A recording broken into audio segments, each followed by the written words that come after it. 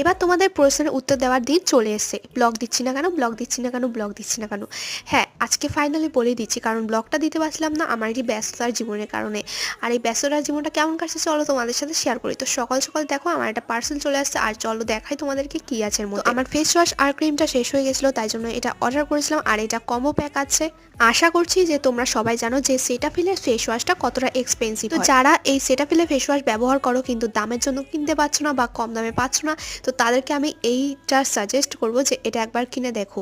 এটার মধ্যে face wash আর moisturiser একসাথে পাওয়া যায়। তো এটা যেহেতু মিনি প্যাক ছিল, তো দেখো কত সুন্দর ছোট সা কিউট সা লাগছে। তো এইসব আনবক্সিং করার পর তারপরে আমি রেডি হয়ে খেয়ে একদম ফ্রেশ হয়ে বেরিয়ে গেছি অফিসের জন্য। আর দেখো আমি চলে এসেছি অফিসে। আমার যেহেতু সকাল সকাল উঠতে হয় আর রাত্রিবেলা খুব তাড়াতাড়ি ঘুমিয়ে পড়তে হয়, তো সেই জন্য আমি ব্লগ শ্যুট করতে পারছিলাম না, এই ঠিক একটাই কারণে। আজকে তোমাদেরকে কিন্তু বললাম, তবুও চেষ্টা করবো এখন থেকে যাতে তোমাদের